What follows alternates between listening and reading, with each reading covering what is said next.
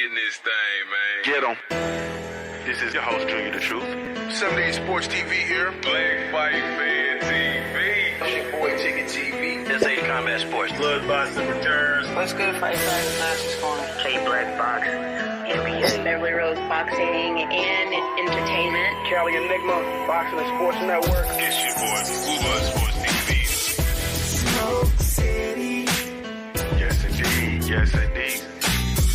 Smoke City Mob. Smoke City. Smoke City. Yes, indeed. Yes, indeed. Smoke City Mob. We right back in this bitch like we left our key. Yeah, man.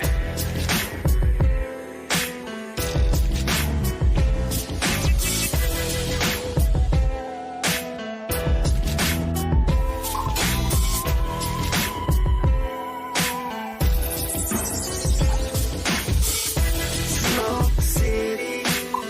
Yes, indeed. Yes, indeed. Smoke City Mob. Smoke City. Yes, indeed. Yes, indeed.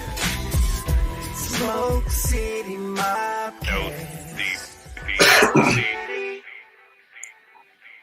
Man, what's up with it, family? What's up with it? What's up with it? What's the damn deal, man? This is Junior the Truth, and this is We in indeed the this Smoke. thing, man. Get 'em.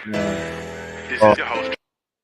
This is indeed the Smoke City MobCast, man, presented by the LDBC, Lions Den Boxing Community, man. Shout out to the LDBC, Lions Den Boxing Community, man. Be sure to go visit the website, join the website, become an official documented member of the family, www.ldbcsports.com. That's www.ldbcsports.com, man. Once again, I am indeed Junior the Truth, man. You can follow me everywhere via social media. I can be found with the handle Junior the Truth, JUNIORTHE.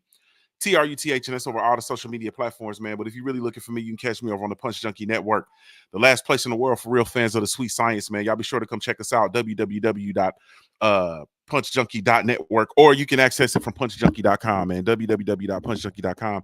You can catch me streaming, man, once a week, man, over for the Punch Junkie podcast, man, over on the YouTube, on the Junior Truth YouTube channel, as well as the Junior Truth mobile app, man. So salute to y'all family.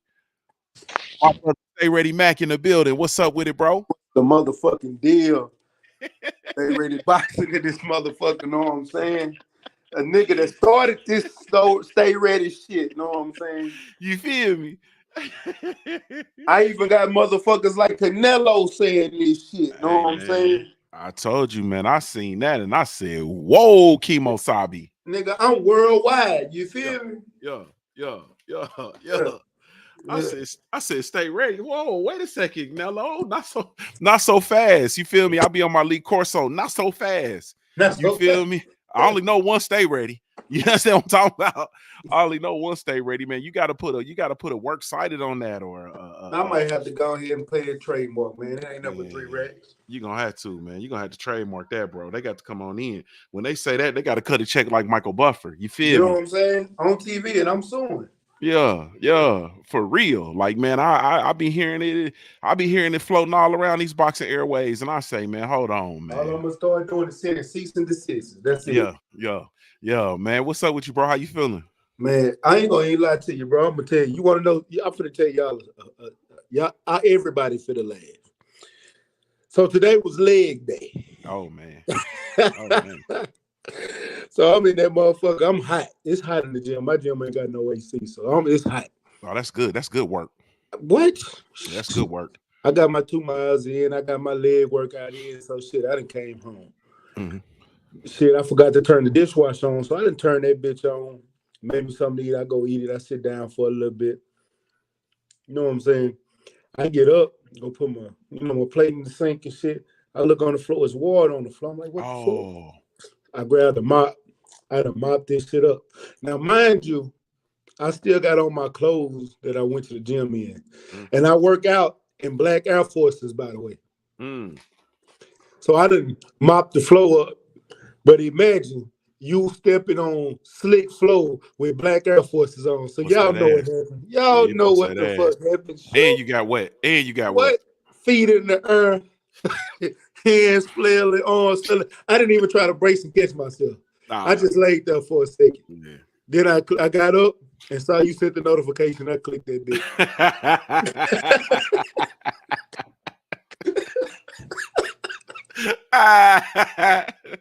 Got off the floor, just came on in, man. It just Forget came bro. on in and say fuck it. Yeah, man. Yeah, man. And see, the thing about it though, and the most people, I'm gonna help y'all out, man. It's a key to falling. The key to falling is you got to just let it happen. You feel me? You get hurt. The way you hurt yourself when you fall is when you try to not fall or when you try to brace yourself. You feel me? It's parts of your body that was designed to, for the impact. The cushion to fall. Yeah. It's parts of your body or ways that you can fall. You just got to let it happen. Try to roll with it if you can. Yeah.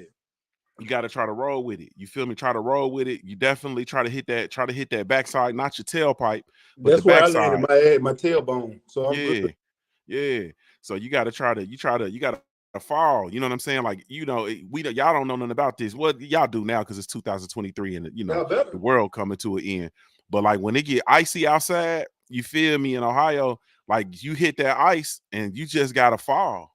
You feel me? When you try to not fall and try to hurt yourself, that's when you tear ligaments. Hey, I ain't gonna lie to you. That was the worst fall I ever had. Was on some black ice. Yeah. Didn't even see that shit. Yeah. Stepped on that shit and I went to sliding, and then I came to a abrupt stop because that motherfucker was no more ice. Ooh. And I went face forward. Yeah. Ooh. Yeah. Yeah, that I'm telling you, man, I think I had one this past year. I had one of them Home Alone falls. Oh. You feel me, on that ice. Yeah. Peep gang though. Yeah, bro. Yeah. And I got the sticky finger scoundrel gloves. I got the gloves with no fingertips. I got the mittens / the gloves with no fingertips. You feel me? Yeah. So I had my sticky finger scoundrel gloves on too, bro, and I straight fell on some Home Alone. You understand what I'm saying? So I let it go. When I fall, I just let it go, bro. You feel me? And I try to, brace myself and kick my head up to keep from hitting my head. Yeah, you let that fall happen. Tell the people how they can follow you, bro. Man, shit, y'all know where I'm at. Yeah. I shouldn't have to come in and tell y'all every Wednesday. Y'all better go hit subscribe. Yes, indeed. Salute to my brother Stay Ready Mack in the building, man. My brother Mahari Nation Sports Podcast in the building. What's up with it, bro? Mahari, excuse me, my brother. My bad. I was trying to get on the mouse setting, trying to unmute myself. Got me like, God damn, man. I was on my Stay Ready shit for a moment. Yes, indeed. What's up with it, bro? How you feeling? I'll tell you what, man. I'm feeling pretty good, man. Just came back from my basketball tournament during the weekend out in Wisconsin, and we out there, we was whooping that ass. You understand? We was out there sweeping everybody, demolished every single team out there in Wisconsin. Ain't nobody can stop us, bro. Nobody. We finished the season 11-0, my brother. Y'all was undefeated. Hell yeah. We swept our state, and we also went out to Wisconsin and defeated their best teams in the state. Yes. So hell yeah. Y'all swept them moose burger eating motherfuckers out there in Wisconsin. Moose burger and cheese eating motherfuckers. Y'all swept them, huh? Hell yeah. We swept them motherfuckers like easy money, man. All we got to do is just scout, and go out there and we put in that work and we dominate. You know what I mean? 11-0. What's the best way to end the season in style? That's what we do. Indeed. What we do is dominate. And by the way, one more thing. I wanted that smoke with you, bro. Man, you don't want no problems with me, bro. Man, shut up. I wanted that smoke. You are a liar, Junior. You are a liar. Bro. You are a liar. You knew I wanted that smoke. You know that. You the one not ready and prepared, not in shape and shit. I'm always ready to play. Always. No matter what place we at, I'm always ready to play. Bro, I was gonna beat your ass, bro. Man, bro. I wanted to beat your ass, bro. I wanted to beat your ass into submission, though, and tell us Stay Ready that the fact of the matter is that we don't run from smoke, unlike his boy Shakur Stevenson. But that's a subject for another day. Here we go with the Shakur slander, bro. Tell the people how they can follow you, bro. No, I'm just joking. I'm just messing around. Hey, ho. Here go Stay Ready. How does Shakur do? Here we go. I need to understand that because ain't nobody told me a logical explanation how a motherfucker duck that goes to the sanctuary. Hold on. I ain't never that goes to the sanctioning body and asks for the fight. He didn't want to take the 25%, but the motherfucker went to the WBO and the WBC and said, "I want my fight." Yeah, he ain't got no answer, man. Let me get through his intro. And then go to George Kambosos and tell him in his face. Again, I was fucking with you, bro. Yeah. I was fucking with you. Yeah. But anyway, y'all can tell the people how to follow you, bro. I was just about to say, y'all can follow me right here on YouTube, Mahari Nation Sports Podcast. I was just fucking around with Stay Ready. I just want to get his reaction. So. I know you. Yeah, you're a habitual line stepper. But let me ask you this, bro. What did you say to the general, man, and everybody and Black and CC? What did you say to them, man, to get them to postpone the meet and greet, bro? You told them you was afraid. You told me you was scared.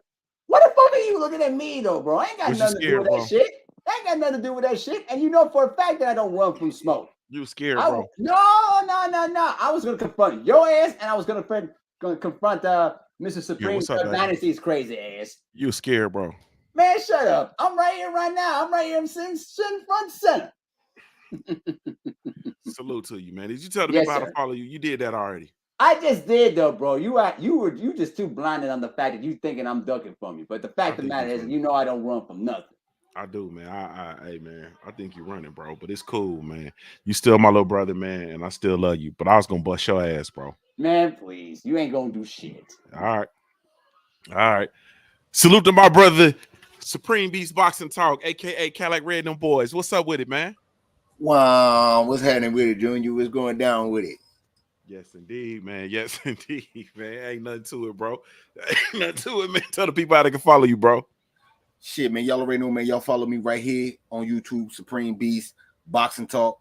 Mondays, Wednesdays, Fridays, 4:20 Eastern Standard Time. We bullshitting on the Beltway, man. Yes, indeed. Yes, indeed, man. Yes, indeed. All right, bro. So let me. I'm gonna start with you, but let me get the super chat out the way first, man. Or let me acknowledge the super chat. Salute to my brother Jared 011 Green in the building. What's up with it, bro? He says, want to say salute to the Smoke City and salute to Junior. Pops loves them Tozos for his birthday. Thanks for putting us on game. Salute, family. I really, truly, genuinely appreciate you, man. Hey, man, game applied means elevation, bro. You feel me? I can't do nothing but drop the game on the ground. So I really appreciate you, man. Salute, though. And I'm glad your pops enjoys those Tozos, man. I just took mine out, man. So salute. Yes, indeed. And everybody that don't know, he's talking about the headphones that I reviewed, unboxed and reviewed over on my channel, the Tozo. What are they? The T9s. These are my wireless earbud of choice. They're completely wireless. I use them, for my telephone calls. I use them to listen to my content. I'll be listening to all the, YouTube channels, all that. And I think they're $21.23 over on Amazon, man. I'm a cheap nigga, Supreme. You feel me? I'm cheap. I'm cheap, bro. You understand what I'm saying? In order to have money, you got to know how to keep money. You feel me?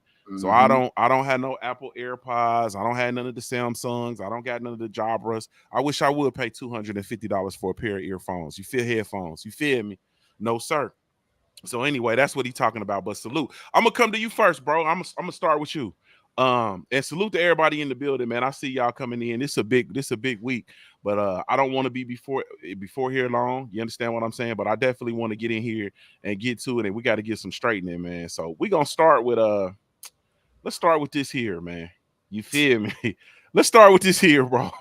So we know Cool Boy Steph went over to Japan, man, and relinquished his titles. You feel me? To Inoue. I don't even know Inoue's first name. But I just got to ask you, bro, on the Boxing Talk side, what went right for Inoue and what went wrong for Cool Boy Steph, bro? I said this earlier, man. Inoue got great foot movement, man. That dude look like he do Dance Nation, like he like one of the top scorers in Dance Nation in the mall. You know what I'm saying? For sure. I think that if Cool Boy was planning to outbox him, that footwork that Inoue put down nullified all that shit. Also, when we're right, man, he did good going to the body. You know what I'm saying? In making deposits at the body, and that wound up paying off. What went wrong for Fulton is shit. He got the annihilator juice knocked out his motherfucking ass. I don't know. I mean, shit. He didn't establish any offense, man. Like, I was upset with that. He didn't apply any offense within like the first 3-4 rounds. And I'm like, damn. Then when he finally started doing something, I mean, it worked a little bit, but he didn't keep it up. I don't know if it was because he was getting touched. I don't know what it was, but yeah, man, it just wasn't. It just didn't work out for him.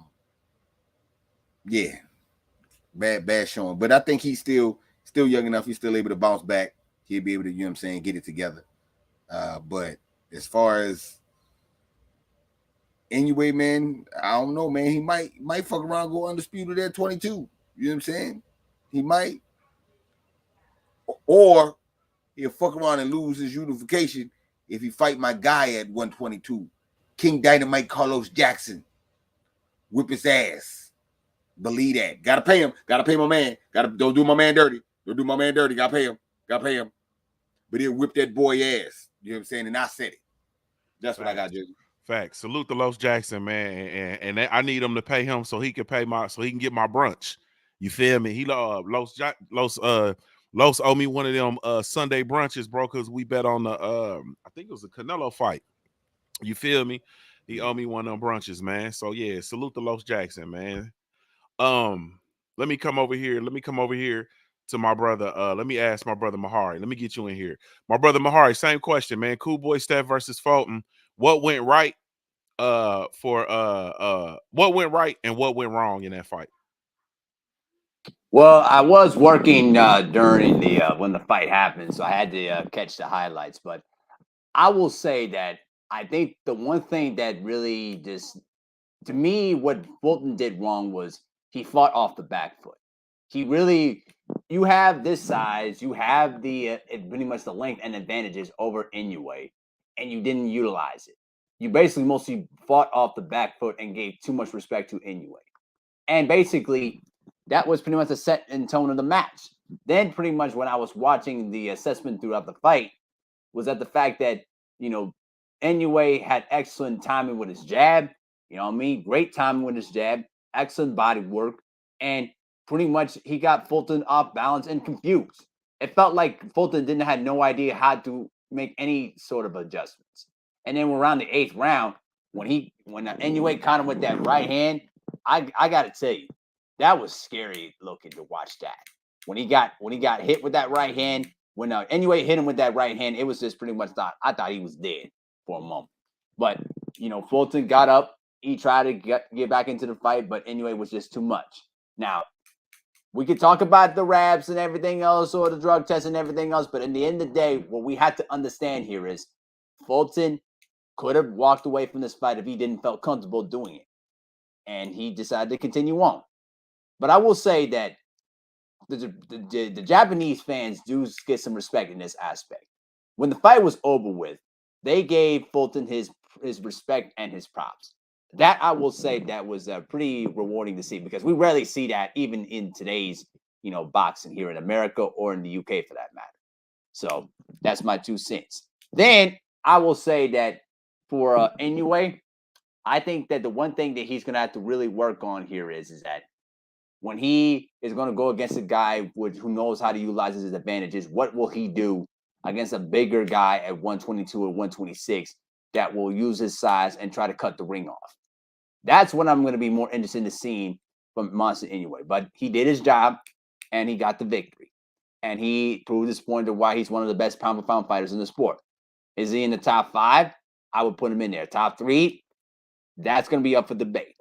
But we'll see what happens. And by the way, too, one last thing. I want people to stop saying that he should fight Tank Davis. They are never going to fight each other.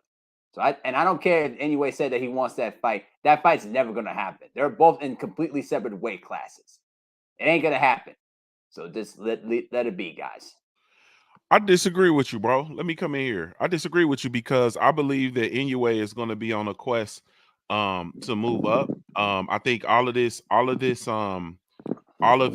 you know, the praises for dominating the smaller weight classes and going through the weight divisions and the world championships and stuff, I think all of that is going to be cool. But at some point, Inoue is going to want some bread, bro. You feel me? He going to want some bread. He going to want some of that bread, and he's to go with the legacy, similar to Senator Pacquiao. But let me ask you this though. Remember, Inoue was complaining about the fact about the random drug testing. If he decides to go to America, will he be accepting of the random drug testing that's going to come with it? Because remember, when he was in Japan, he was allowed to have those, whatever hand wraps and whatever amount of juicing, whatever it is. Will he be comfortable with different regulations in different states? We got to keep that in mind. Do you think he won't? If it's, I just said he's going to be in search of money. Right now, he can build his legacy and stuff now. If he becomes undisputed, because really, truthfully, he's already solidified his legacy. Sure. He's already on people's pound for pound list, very high, number 1, number 2, so on and so forth. So he's already really solidified his legacy, honestly speaking. So it's only a matter of time before he actually wants money. You feel me? Which is, the time is now. I have no doubt that he'll go up to 35 and fight Tank Davis, similar, like I said, to Senator Pacquiao, because there is no fight that he can do under 130 that will equate to a fight that he can have at 135 versus a Tank Davis, eventually a Shakur Stevenson. You feel me? It's so he's gonna go up, bro, but it's gonna be for a very, very big payday. You know what I'm saying? So I think the potential for that fight is here. We'll see what happens. I'm just saying, I don't think that Inoue will be ready for the stuff and the politics that come along with fighting in the United States. It's not the same here. It's not the same that it is in Japan. Yes, sir. We'll see what happens. Yes, sir. Yes, sir. Salute to my brother, Mahari Nation Sports Podcast. My brother, stay ready. Same exact question, man. What went right and what went wrong? I want to start by saying I completely disagree with what Mahari said. On Inoue not getting a Tank fight. I'm gonna come back to the boxing of them too, but I just want to get this out. If you look at the course that Tank is going in and the things that he's doing, if you really look at them two fighters right now, that's a big fight. Whether he's at 122 and Tank's at 135, that's a big fight. Today, that's a big fight. Exactly. You don't need no building. You don't need to wait 5 years. That's a big fight. That's one of the biggest money fights in the sport. And if Tank want to continue to be that money man in the sport, that'll be somebody he'll take out. And I guarantee you, Inoue is already thinking that, because everybody saw the numbers that Tank put up, 1.2 million. That's one of the top 5 selling pay-per-views. The only pay-per-view that has outsold Tank right now is Pacquiao Mayweather. That's the highest grossing pay-per-view ever. Mayweather McGregor and Mayweather De La Hoya. You heard the names that I said. Those are the only pay-per-views that has outsold Tank right now. That Inoue fight would be something similar to Floyd Pacquiao. I'm not saying they're gonna do Floyd Pacquiao numbers, but it would be something similar. Like, we gotta stop thinking that fights like this won't happen. You're more likely to get that fight than you are Tank Davis or Tank and Shakur. Like, that's the truth of it all. That's the realism of it. That's being realistically. But as far as the fight go, man, I came to a realization. I'm gonna proclaim today that Inoue is a bad motherfucker. I kept saying for years, I'm not giving Inoue credit till I see him fight a slick back fighter and beat him. And I've been saying it for years. I finally got that wish for him to show me that he is the monster. And now he showed me, and he did what he was supposed to do. Man, Scooter pissed me off in that fight. Scooter had moments to where he looked great. When you was pushing Inoue back, you was looking great, but you didn't attack. It was like Inoue was throwing punches on the back foot and couldn't capitalize on that punches he was missing. Inoue don't know how to fight off his back foot. You was pushing him back, but you didn't take advantage of that. Another thing, it's nothing wrong with Cool Boy still fighting on his back foot, but when he was fighting on his back foot, he wasn't trying to counter. He wasn't timing him. And it was things that Inoue was doing that you had timed him a few times, but then you stopped doing it. It's like you wasn't giving no offensive action. You wasn't making no adjustments. Your corner acted like they was a deer stuck in headlights, didn't know what to do. I'm disappointed in Scooter and the whole corner. Like y'all put on this charade for the fight, but when you got in the fight, you to the egg. Like I watched the interviews before the fight. You said you wasn't impressed with the Inoue and this and that, but when you got in the fight, it was like you were either starstruck or you were scared. You was timid. You the bigger man. Why are you scared of the little man? You supposed to go in there and assert your dominance from the jump. You didn't do any of that. And I was disappointed in Scooter. But I know he's going to come back and show me something, but it's too late for the Inoue fight. I know we're not going to get that again. Only way we're going to get that again if you go snatch up one of them belts and they can make it for undisputed, and this will be the rematch, and you go in there and beat him. Then we get a rubber match. But right now, the way he dominated that fight, I don't even know if I want to see the rematch. I'm ready to see what's next for Inoue. You got Louis Neary at that weight class. You got not Mark Masayo. Yeah, not Mark Masayo. You got Casamayor. You got them at that weight class. I want to see those fights now. Casamayor said Inoue is a Japanese turtle. Well, go in that bitch and fight this now. I want to see what happens in that fight. I think Inoue wins, but I want to see those two fights. That's what I'm here for. Yes, indeed. Yes, indeed, man. Yes, indeed. Yeah, man. I got so many thoughts on it. And I'm here. I'm here to talk about it. My brother Stormy B, man, the sensei in the building. What's up with it, bro? You on mute, brother. Yo, what's good with it, man? Salute to you. Salute to the brothers on the panel. Yes, and salute to the chat, man. Yes, indeed. So this is go ahead, bro. Tell the people how they can follow you, bro. Everybody can follow me right here on YouTube. Stormy B Man is the channel. That's all caps. Stormy B Man in all caps, but no cap. Yeah. I wanna do something a little bit different with you. Same question, same subject matter. And I'm so glad you're here. I'm gonna do something a little bit different because I had an epiphany watching this Inoue versus Fulton fight, and I was looking for what went wrong for Fulton, in my opinion, was his defense. Defensively, his defense was not there. He did a lot of exerting energy. He moved around a whole lot. For a fighter who was there to be the bigger fighter, quote unquote, which I really don't think he was the bigger fighter on fight night, but all of that stuff kind of went out of the window. And I feel like he either only had a very limited game plan or he got caught in between his game plans. In the past, we've seen him fight on the inside with success versus, Brandon Figueroa. We've seen him out physical fighters and really scrap dudes up. But in watching him, I seen him try to kind of implore the slick black fighter style. And I'm going to ask you, Stormy, because you know how we came up, man, and what we've watched in the fighters we've seen. Man, is the slick black fighter becoming extinct, bro? Is it an endangered species, bro? Because even the fighters that I'm seeing, like that slick black style, I'm telling you, man, are the slick black fighters an endangered species? But that's the undertone or overtone of my question to you. I want to know what you thought went right and what went wrong as well. There's a lot to unpack with that question. But to put it mildly, for Fulton, it didn't look like he had a game plan to me. Mm-hmm.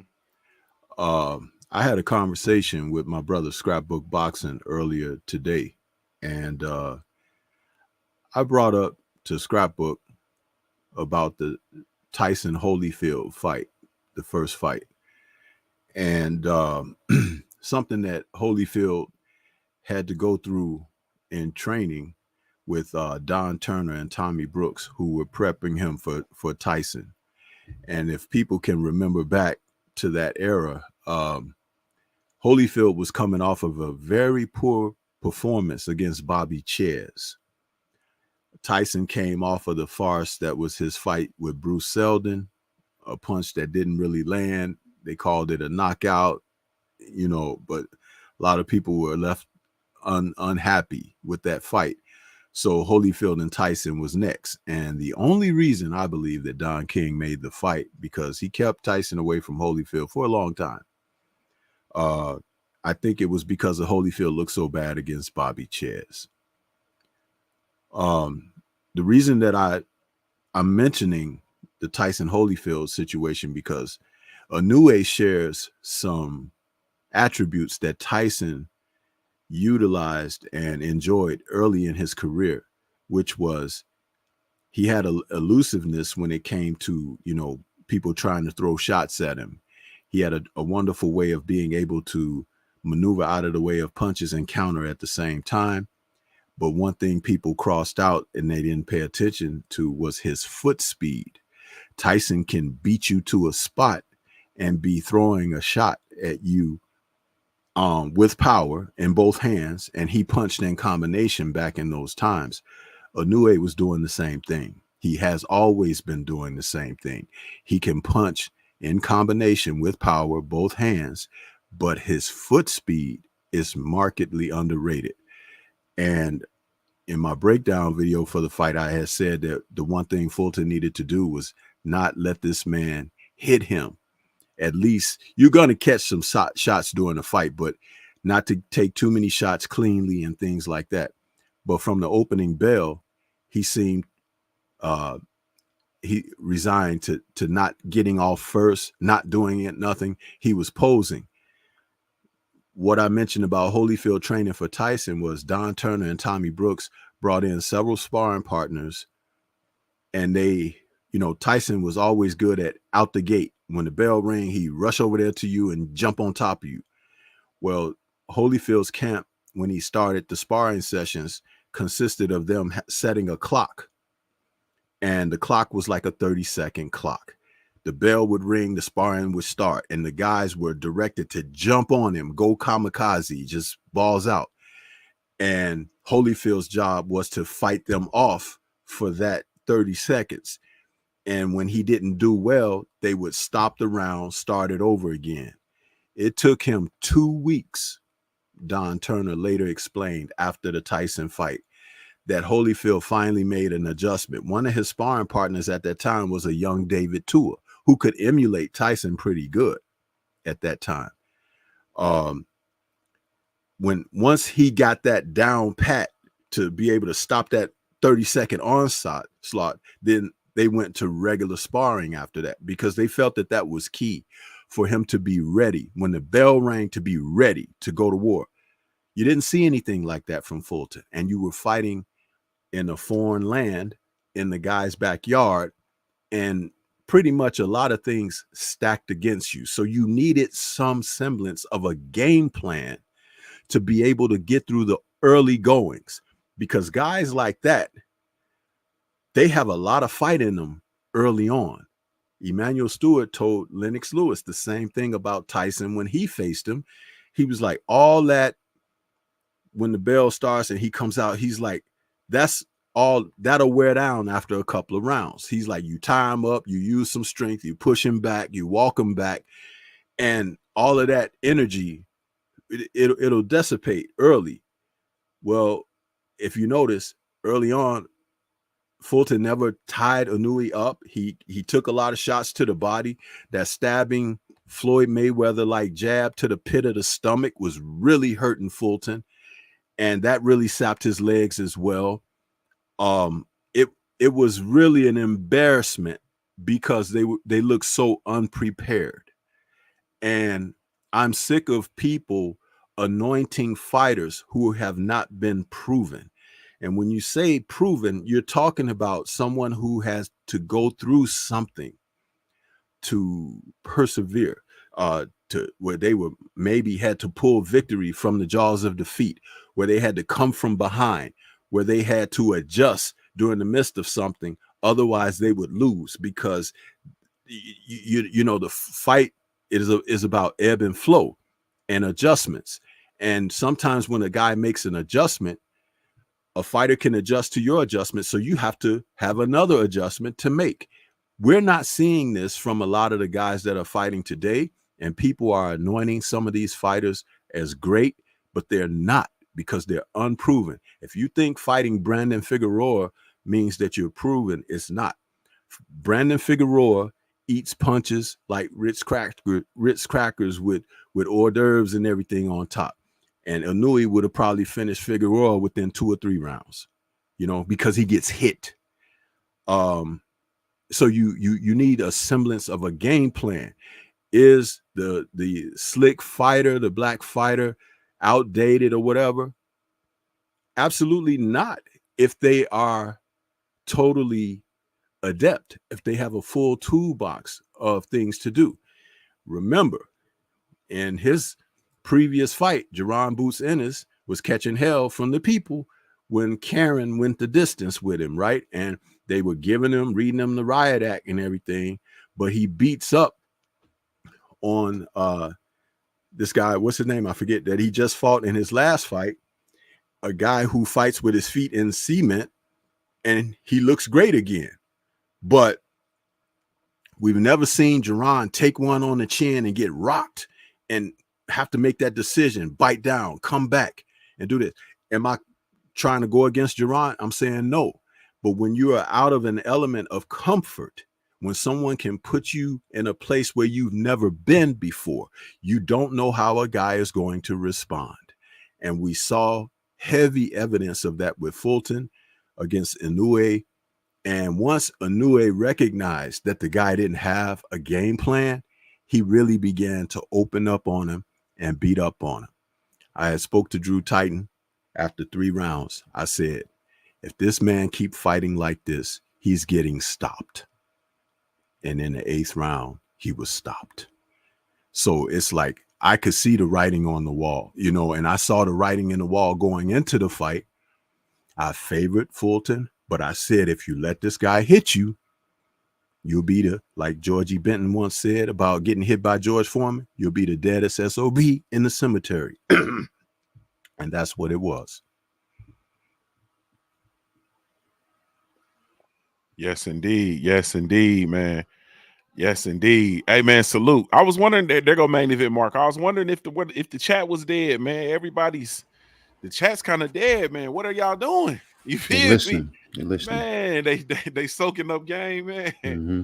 Salute to my brother KG, K _ in the building. What's up with it, bro? What's going on with your family? You know what I'm saying? Man, chilling, man. How you feeling, bro? Oh, man, you ain't hit the line, man. You say it's all chicken with the bone, man. You supposed to hit me with the line. Hit me with the line. All chicken but the bone, bro. You feel me? All chicken but the bone, man. Yeah. Hey, man, so tell the people how they can follow you, bro. Oh, man, you know what I'm saying? Red already said it earlier, you know what I'm saying? But, you know what I'm saying? You can find me them Tuesdays and Thursdays, Supreme Beast After Hours. You know what I'm saying? Myself, Cadillac Red, you know what I'm saying? And the Beautiful Nakai Taste Bud Club. You know what I'm saying? We be out here, we talking shit. You know what I'm saying? We talking that good shit. Like last night, we talked about the silly bitch, Carly Russell. You know what I'm saying? So y'all spin the block and go check that shit out. You know what I'm saying? 8 p.m. Eastern Standard Time. But yeah, man, I'm here, man. What's going on with you? Man, you about to hit me with a question and make me have to follow Stormy B, man. Man, I like Stormy B, man, to be able to come after me because he's able to support what I say. Now I gotta. You got to go in there. You got to go into your tool bag. You got to go into your tool bag. Because I'm telling you, bro, like, I'm going to say this. And this is me. Why is my camera off? This is me, like, literally watching boxing, bro. And I'm telling you, there is a lot of defense that is, like, a lot of fighters are not defensively sound, bro. A lot of the fighters that we look at and, that we've crowned as great, they're world champions and we're looking at them and we're saying, hey, they're great. But I am telling you, man, and this is on everything I love, bro. I can count fighters that I look at that I believe are defensively sound championship fighters, and I can count them on one hand, and that's over all the divisions. You feel me? And I just think that for me, with the Fulton fight, man, I felt like the defense was just like not null and void. I mean, his defensive efforts were null and void because the defensive efforts, for one, he still was getting touched. B, you know, like I talk about all the time, he caught some leather early, and Inoue put something on his mind. You feel me? He caught that leather early. Inoue put something on his mind, and after that, he got on his horse. But you can only do that for so long, especially with the attacks, with the cutting off the ring, the educated footwork from Inoue, the explosiveness from Inoue, his ability to still find himself in range. And what I was looking for Cool Boy Steph to do was to be able to utilize different tools within his defensive package. Like, defense is not just getting out of the way of punches. There are things that you can do. It's just like any other sport, man. There are things that you can do to neutralize the attack or the offense of your opponent. You feel me? Inoue was coming in. There were no feints. You understand what I'm saying? Where are the feints to interrupt his rhythm? It's just a whole lot of stuff that he just wasn't doing, bro. And my question for you, once again, is what went right and what went wrong, bro? And why is there such a lack of defense as we look through the weight classes and these, especially on the championship level of these fighters, bro?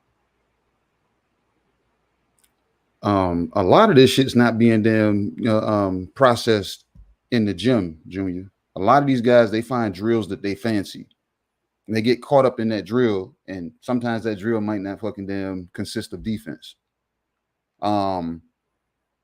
This fight right here, to me, was a vantage point miscue. Anybody that's ever fought before, anybody that spectated the fight, when you're outside of the ring or watching it on TV, Inoue looks a certain way. Now you come to present day, you get into the ring with him. Now you're looking at it firsthand. It's a totally different look. And when your damn corner is saying, hey, we need to get out here, dictate the pace, you know what I'm saying, set the tone. I believe that was the whole game plan. You know what I'm saying? Let me get out here, be the bigger man, longer rangier fighter. Let me set the tone. But I don't think he anticipated Inoue to come out there and start with his jab and dictate how Fulton moved from that point. Junior, you said Cool Boy wasn't feinting. I think Inoue eliminated the feints because, you know what I'm saying, you know, we got the foot feint, the head feint, the shoulder feints, you know what I'm saying? We got the different levels of feints, and it's supposed to draw a reaction. Inoue's reaction was punch. I don't care if you're throwing a punch or if you're feinting. I'm going to throw a punch because I see the motion. And I think Inoue was reading Cool Boy's feet. He would see the step and he would know that either the punch is coming or the feint is coming. So he was able to you know what I'm saying, capitalize on that.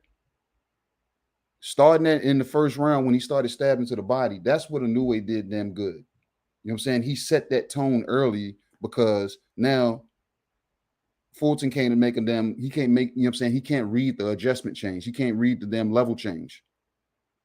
The jab was coming up top, but if your hands go up into the high guard, what is Inoue going to do? He's dropping it straight to the body. And Inoue made sure he stayed out of the damn way. Cadillac Red said it earlier today. He said, man, Inoue must have been playing Dance Dance Revolution, man, because his feet were always moving. And for you to still generate power coming forward on your toes the way he was, and he was doing it in combinations. Like it's like he got into that groove. You know what I'm saying? So what Fulton did bad was not come in and try to, you know what I'm saying, attempt to set any tone. And when he did try to set something up in the 6th round, he looked good in spots, but it wasn't even enough to win that round.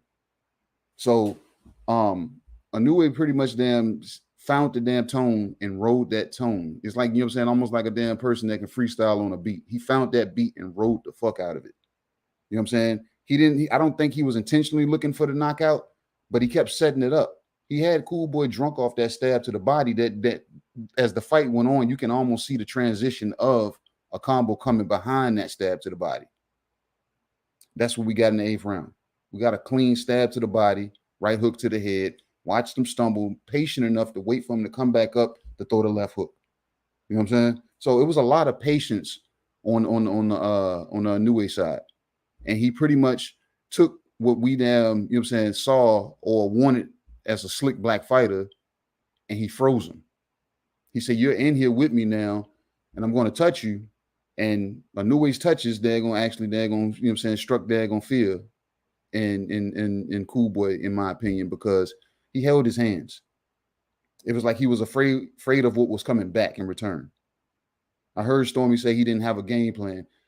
I think they were so fixated on the damn hand wraps being wrong that the coach or pulling him out of that fight, that the coach I don't think, I wish I could have heard what was being said. I'd like to be able to hear at least a portion of a round of what's being said in the corner. But I guess in the capacity that I was watching the fight, I was at work while I was watching it. So I couldn't really hear a lot of that. But Cool Boy should have been able to make these adjustments on the fly himself before he made it to the corner so his damn trainer could have something to build on. He wasn't giving him anything to build on. So as the fight went on, it looked worse for Cool Boy because he wasn't giving his damn corner anything to build on. So when he got to the corner, that minute could be daggone surrounded around what you did good in that round.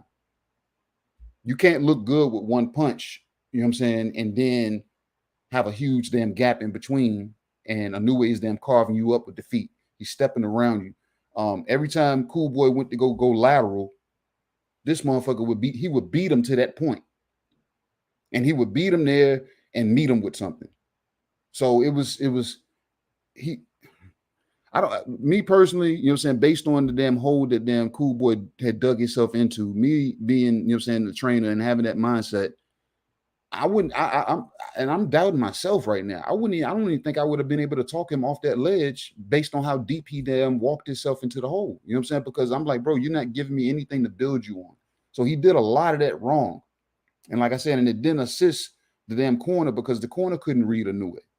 The corner couldn't read damn Cool Boy because, like I said, he was falling so deep into this damn hole that I can't formulate a plan.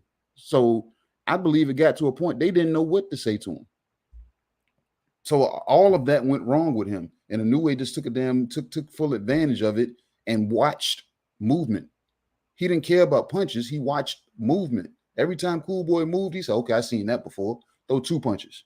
Oh, he's doing this again. Throw 1 punch. Oh, throw 4 punches. It was like he was reading the movement of Cool Boy. That Cool Boy didn't look like Cool Boy. He looked like a boy that was tense. So in a nutshell, Junior, that's what Cool Boy did wrong, and that's what Inoue did right. You know what I'm saying? And the slick black fighter isn't dead. The slick black fighter knows to start his first round setting a tone, whether it's a fluid tone or not. You know what I'm saying? He knows to come out and try to set something that he can build on. And if he can't build on it, it gives his corner something to see to build on because he's on the outside looking in.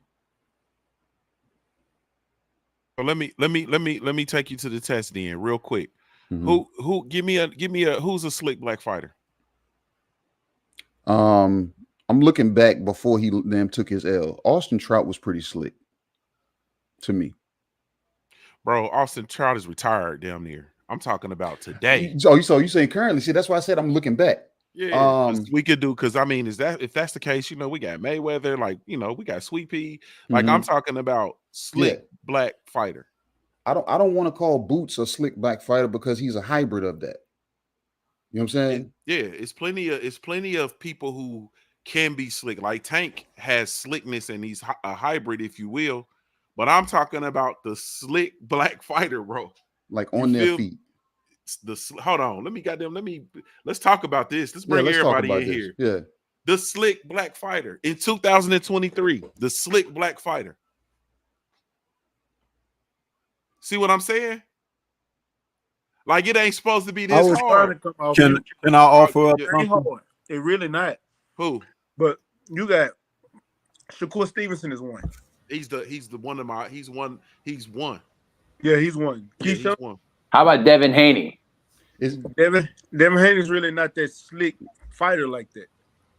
Okay. That boy be hating. That boy stay hating. God boy. damn, ain't nobody hating. Hating, boy. That When a boy nigga, stay hey, you know hating. what? The truth sound like Hey, hate when a you know nigga don't what? like the result. If that's the case, No, fuck that. Junior Let me. You cut me off, nigga. Here we No, go nigga. Wait again. your Come motherfucking on, turn. Wait your turn. Go The ahead, truth go ahead. sound like hate when you don't like the result. Nigga, it's the truth. Nigga, Can I offer accept up the something truth, here? nigga. Go ahead. Stay ready. God damn. Keyshawn is slick. Shoo is slick. Most of K's fighters are slick. Even Jared Anderson, but he has to fix that at that heavyweight class. But I'm not going. If you're saying Keyshawn is slick, then you're saying Bud is slick. What you're saying Bud is slick. I'm not talking about fighters that I'm not talking No, about I get what fighters you're that saying. yeah, that are they have slick. I'm talking about the person who comes out, we're gonna hang their hat on from round 1 to round 12. They're gonna be the slick black fighter. Shakur Stevenson. Can I offer something here? Go ahead, Stormy. Go ahead, Stormy. All right.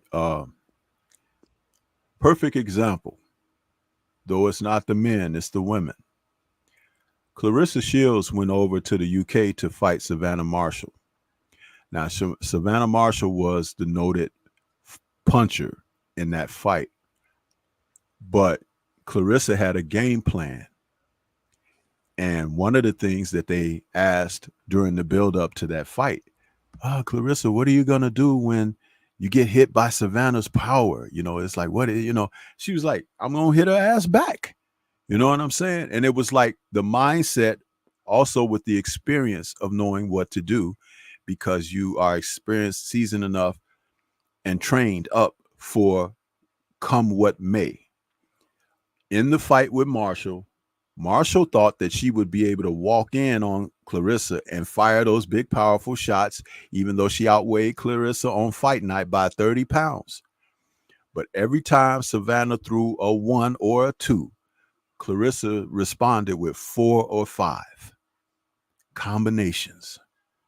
And she made Savannah go on the defensive because she was putting them bombs on her.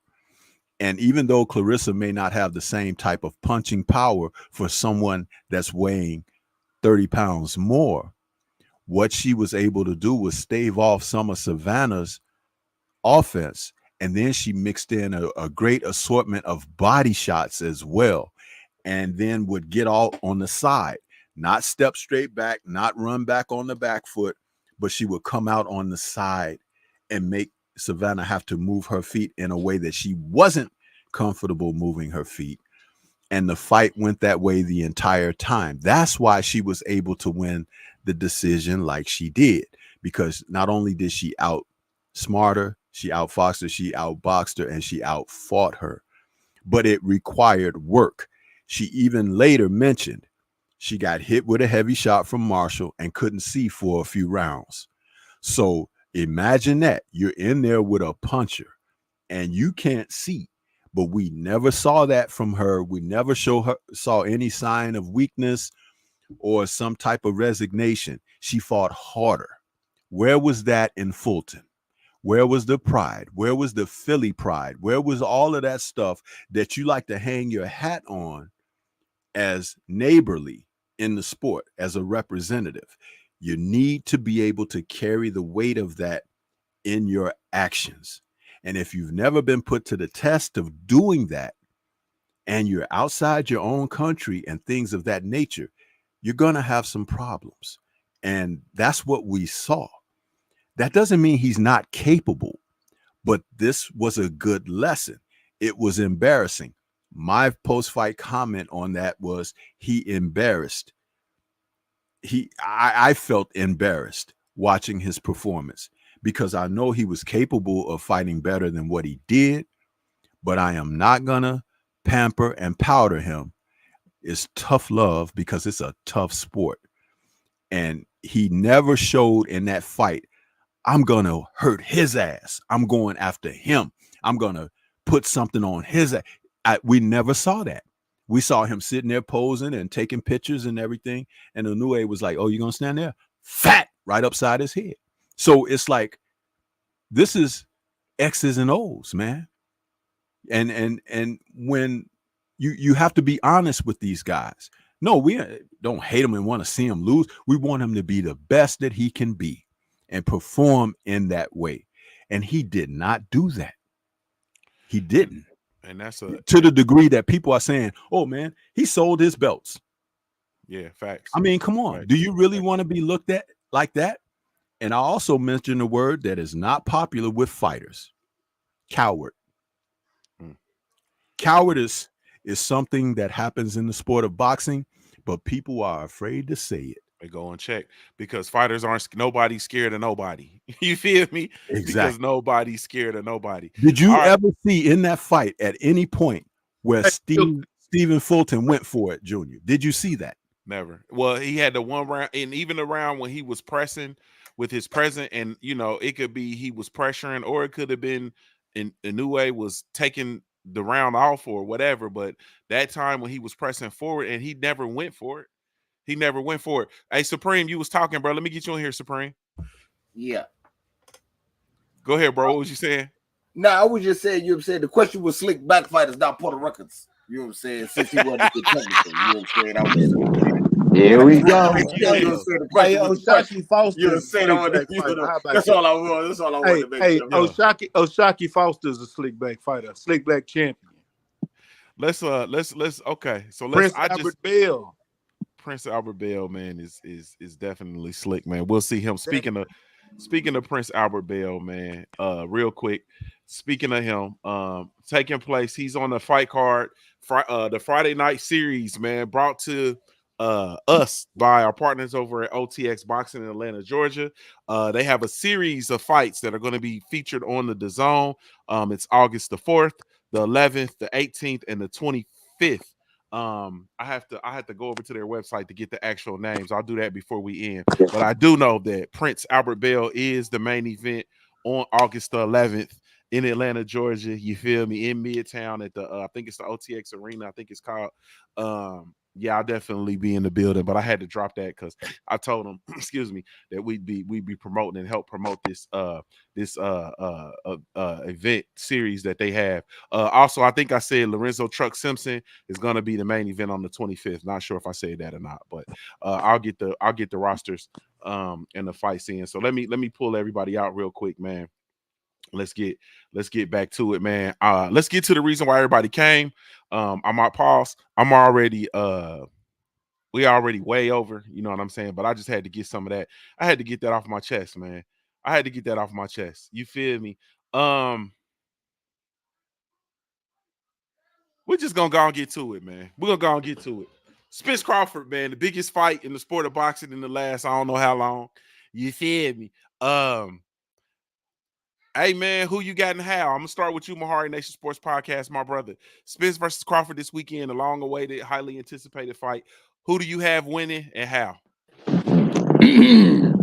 So, who I have winning this fight?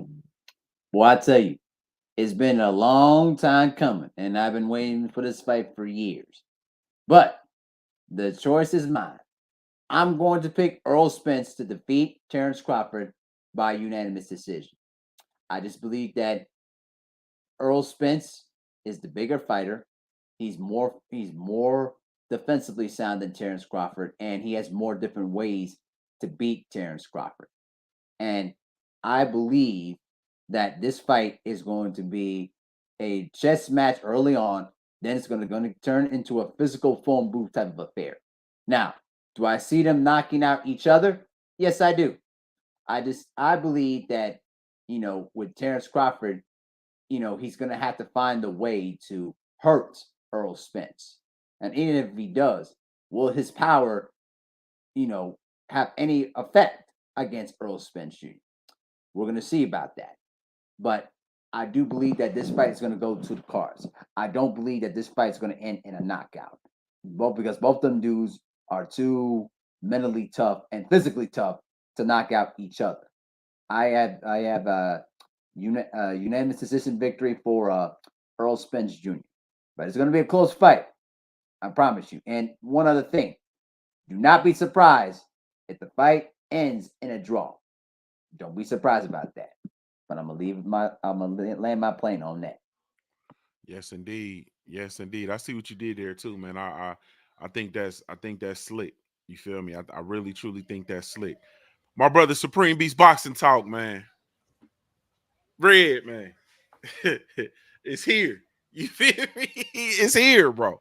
Like, hey man, I'm not watching. I was, trying to do something and pull something together in Atlanta. That fell through early. So I'm gonna stay home. I don't even really want to be around nobody, bro. I'm gonna watch this shit by myself. You feel me? I'm gonna order me some barbecue, and I'm gonna sit home and I'm gonna watch this shit alone. Cause this is it. I'm really geeked for this one. How you see this fight playing out, man? Who you got and how? I see this being a great fight. I see 8 to 10 years from now, kids asking, where was you at when they fought? Did you see that fight? Like the next young generation of boxing fans, where was you at when that? You seen that live? How that went? You know what I'm saying? That's what I think is going to be one of those. Definitely excited. For the longest, I had Bud winning. And then I had Spence winning, you know what I'm saying, as of recently. But I'm going to be honest, man. On the 29th, I feel like the winner. I remember the day the fight was created, where I was at. You know what I'm saying? I remember that. So I feel like I'm winning by getting this fight and seeing this fight. I can't pick a winner today. I don't even know if I give a fuck about, you know what I'm saying, the winner. I just want to see a great fight. If the brothers get mad and I have to eat crow, I'll eat crow before the fight starts. Because I just want to see the fight. You know what I'm saying? I'm that geeked up and excited about this either way. I don't care who wins and who loses. I want to see this. And I'm so like just, I don't know. It's like the night before a concert or something. A big concert you about to go to. You know what I'm saying? It's like some shit like that. That's how I feel. So I don't know, man. From the beginning of when the fight was birthed until now, and the whole ride through, hearing both sides, you know what I'm saying? Talk good boxing talk, hearing both sides get real, you know what I'm saying? Sexual and zesty, you know what I'm saying? All that is we finally here, and I'm excited, you know what I'm saying, to watch it and be a part of it. Buying it 2 times. That's what I got. Yes, indeed, man. It's a whole lot of metrosexual activity, huh? Absolutely, man. You know, bud sexuals and niggas get real zesty for Spence, you know what I'm saying? Yeah. Real quick. But yeah, you know, all that's coming to, and hopefully, I'm gonna say this too. Hopefully the fight is so good both ways, as far as the fight being good and the business part being good, that we could get a rematch, you know what I'm saying, in a great rivalry between the two.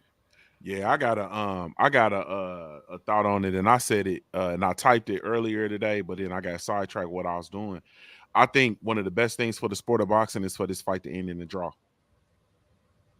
I would love for that to happen to all these zesty. Never mind. I would love for that to happen, bro. I would love for this fight to end in a draw. I would love for both of them to have to get off the canvas and fight to an absolute draw, bro. I would love that. I would love that cliffhanger, bro. Yep. I would love that. Got to do it again. Yes, indeed. Yes, indeed, man. I would love that. I would love that. My brother K _ bro. I would love that. A draw is the best thing in the world for the sport of boxing. Hold on real quick. Salute to my sister Queen 71 in the super chat. She says, we having a fight party for EJ and Bud. Swing through if you family are in CSRA. If you not in the CSRA, inbox me so I can make arrangements. What's CSRA? What's that? Central. I don't know. And I missed the super chat too before. Hold on. Salute to the homie Woke. He said in the super chat, Big Woke said Salute to the MobCast. Stormy's right. Fulton had no game plan. Very disappointed in Fulton's performance as a champion. That's a fact, Woke. And apologies for my tardiness on that reading your super chat, bro. But yeah, I agree with that 100%. Salute to my brother Main Event Mark, man, in the super chat. He said he posted on IG about an hour ago. He wants a rematch. Yeah, he's gonna have to work his way back through the trenches. You know what I'm saying? I'm sure. So apologies to y'all, man. I'm so engulfed in what's going on, man. So apologies. And Queen, you got to tell us what the CSRA is. I don't know what that is. You feel me? Salute to my brother Trill Will in the building, man. Salute. You said people in the CSRA. No, it's the Augusta area, Augusta, Georgia. All right. So let's my fault. The fight, man. You know what I mean? Who you got and how, bro? Junior, if this fight ends in a draw, man, you know what I'm saying? I hope you got food in the cabinets, bullets in your guns, the old shit bag at the door, because it'll be a damn worldwide purge. If y'all thought damn the Lomachenko and damn Devin Haney damn decision stirred up some motherfuckers, let this fight be a draw or razor thin close. You're gonna see motherfuckers fighting, man. I told 503 on damn on the Usual Suspect Sunday. I said, bro, it's gonna be fucking damn you Earl of Bud, cuz. Which one? It's gonna be like Bloods and Crips out this bitch. You might get punched in the face, damn, if damn somebody feel Bud got robbed, or if somebody feel Spence got robbed. It's a good fucking fight, man. You know what I'm saying? I agree with damn Cadillac Red, man. You know what I'm saying? We all win. You know what I'm saying? But it's hard for me to give you a decision right now, knowing that I got pick'ems on Friday. You know what I'm saying? So, and I've done this before. Y'all didn't try to pit me in the corner when it comes to this shit before. I'm gonna just speak to the fighters, man. Earl Spence damn has a high level of consistency. You know what I'm saying? He's gonna be pressing. And if he's pressing to the point that damn Bud has to make constant adjustments, we got to see if Earl is ready to make any adjustments if the time comes. And if Bud gets up on the cards and Derek James feels unsure about that, I don't want Earl to get into the groove of still staying consistent but pressing harder, because when you press harder and you speed up the process that you're trying to do, that's when the hiccups happen. And Bud could, you know what I'm saying, possibly outbox him. But if Bud can never find his damn tone, Earl can damn gonna stay the course this whole fight. He'll be able to really stay damn head, body, head, consistent. You know what I'm saying? And if he can't get the head or the body, he's gonna beat up shoulders, elbows, and wrists. You know what I'm saying? And hip pointers on the opposite side of when the ref's not looking. You know what I'm saying? With the body work. If Bud can stay away and stay on his bicycle and switch when he needs to, it might damn cause them Earl some fits. So I'm gonna wrap it up because I know damn you already over your time, Junior. I'm not gonna give you a damn result. Y'all gonna have to tap into the motherfucking Beltway on Friday at 4:20 Eastern Standard Time, and that's what my pick will be. Yes, indeed. In fact, and that's why. Facts. And and I know everybody got their own thing. So if you're doing a pick on another broadcast, of course, don't give up the ghost here. Y'all know I do it every time we make a pick. I tell people they got to come over to the Punch Junkie, so I'm not doing no tripping on that. Let me come to Stormy, my brother Stormy B, man. This fight, man, who you got and how? Very good fight. A fight that we've been waiting for a long time. I had pretty much given up hope on it, actually. Facts. But as I had, I've put out, I got 4 videos on this fight, and last Friday was part 1 of my breakdown of the fight. This Friday is part 2. And again, like some others, that's where I'm revealing my pick. But the whole reason of me covering it the way I did was, this is one of the most important fights in modern boxing, when you have 2 of the best at their weight class and they're going for undisputed. They're both undefeated. This is the type of thing that you hope for when you watch boxing. I know people like to harken back to Leonard and Hearns and some other fights like that, but I can recall Trinidad and De La Hoya. I recall James Toney and Roy Jones. And I look back, I did a video about that. That was one of the videos of what this means for boxing, video I did. And do you realize those guys were like 25 and 26 years old? Excuse me, James Toney and Roy Jones when they faced. Wonderful stuff. Now, these two men, what I really want to see out of this, I know Earl said it's going to be a one-sided whooping and all of that, but I want to see something that you may hear me speak on all the time. I want to see some ebb and flow. I don't want to see things going one way. I want these guys to be able to show their wares in this fight, that somebody comes in to outsmart and outfight the other guy without being reckless, set traps, see if this person can deal with this or that. And I think they're both capable of it, but these are two stubborn men, but they're stubborn in different ways. And at the end of the day, if there's a knockdown, that can incite someone else to raise the level. If there's a cut, if there's something that happens that makes somebody say, okay, I gotta go back in there and I gotta get this. That's what we want to see. At the end of the day, like I said, one of the best fights in boxing, but I also like how they've handled the promotion leading up. They both have spoken confidently about their abilities. They both have expressed that they feel they're going to be the victor without slanderous, trash talk, garbage kind of stuff. And that's great. If this turns out to be one for the legacy, other fighters would be motivated to emulate that. Remember, we're still under a heavy influence of Floyd Mayweather for what he was doing. And even though he's not fighting professionally anymore, he's still doing these exhibitions and things like that, taken away from these modern fighters. So if this turns out to be one of those fights that we really want and desire and wish for, it could put to bed Floyd's era and you can start a new era.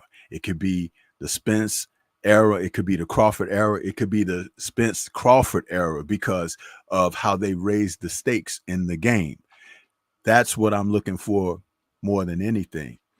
But I can't wait. I had said, when I thought it wasn't happening, I was like, I don't care if they fight now or whatever. But what has really changed me over and won me is how they both have approached it after they announced that it was going to happen. How they've handled the media. They've gone out, they've talked, they've let you have a window and peek inside their personal lives to a certain degree. That's great stuff. And it's all been on the positive side when it comes down to that. And that's what you want when you're talking about true representatives of boxing. And I hope that we can get more of this going forward from other fighters who want to take up that lead. But my official announcement will be this Friday. Yes, indeed. Yes, indeed. Yes, indeed. Salute to my brother. Stay ready, man. Man, I ain't finna take up your time. Everybody that spoke long-winded. We ain't got no round bill today. I'm gonna just keep it short and sweet. Spence. It ain't no more to add. I'm Texas. I'm riding with it. Now, y'all tune in to the Punch Junkie first thing in the morning.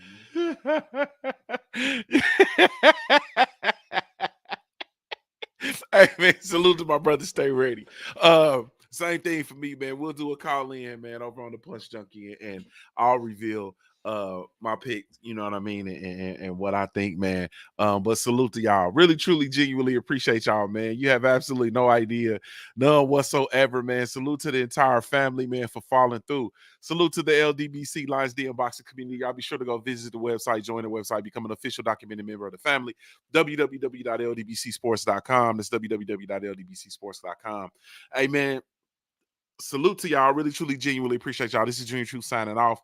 And never mind who you thought we was, man. It's the LDBC.